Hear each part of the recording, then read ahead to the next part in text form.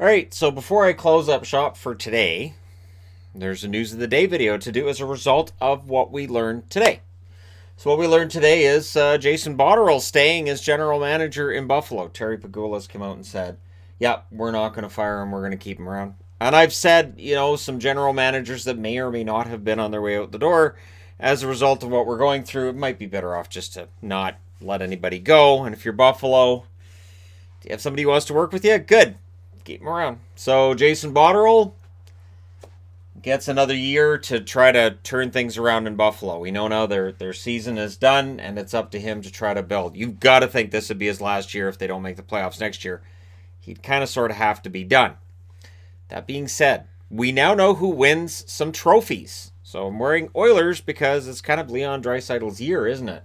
And lost in the midst of all this, over the last 2+ months, of course, we've had other things to think about. Now, I've been doing videos daily, but obviously, it's totally understandable that other people have other things to think about. And so now we can take a look at Draisaitle and say, hey, he wins the Art Ross Trophy this year, and by a mile. And is the Hart next? So that's the question. Is he going to be the Hart winner? And depending on who you ask, the answer is yes or maybe. I haven't seen anybody say, well, no, he can't win it because. Not really, anyways. And so it's very likely that Leon Draisaitl walks away with the Hart. Now, when they award trophies, who knows, but we already know some winners. As in, the Rocket Richard Trophy will be shared between Pastrnak and Ovechkin, who tie for the goal lead with 48 this year. No 50 goal scorers, but the most that any team played this year was 71, so that makes sense. So that's Ovechkin's umpteenth Rocket Richard. You get the feeling that Pastrnak could hit 60 next year if we have a full 82-game schedule. Ovechkin could hit 60 again because he's Alex Ovechkin. The Jennings Trophy for lowest goals against will go to the Boston Bruins, which means Rask and Halak will share that trophy. Now, Rask has a good chance as well at the Vezina, but we'll come back to that because the Vezina, I think, is going to be hotly contested. Now, if you don't think plus-minus is important, all right, if you think plus-minus is important, your plus-minus winner, the number one guy in the league this year, Ryan Graves with the Colorado Avalanche, plus 40. The highest negative on the board is Andreas Athanasiou with a minus 46.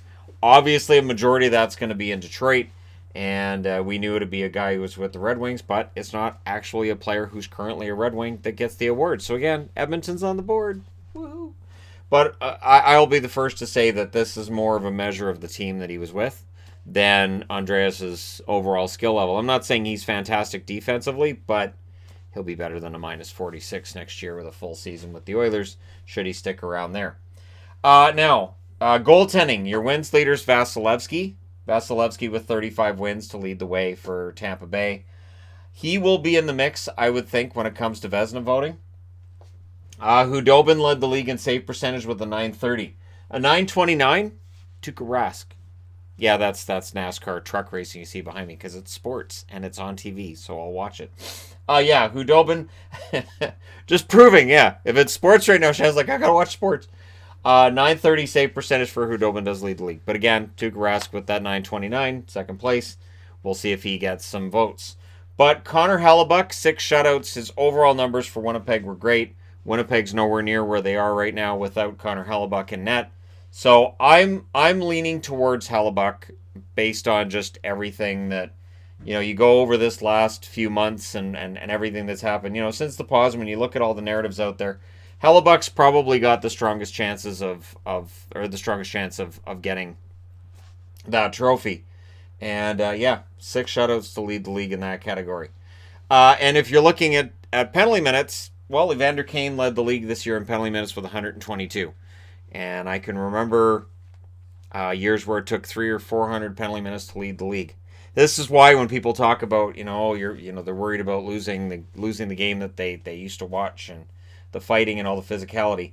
The game has definitely changed. When your penalty minutes leader has 122 penalty minutes, the game has changed substantially from the game that it was 30 years ago. And it just happened so gradually that while there was some complaining and kicking and screaming along the way, it wasn't really that bad. So there you go. I wanted to do this to wrap up the day, to show you guys just where we ended up and who ends up winning what they win. So does Draisaitl win the Hart? Let me know why or why not in the comment section below. Don't forget to hit like and subscribe. If you're browsing your way through, you just happened upon this video, Thank you guys so much for the best day the channel's had in a very long time. So thank you guys for that, and I will talk to you again tomorrow.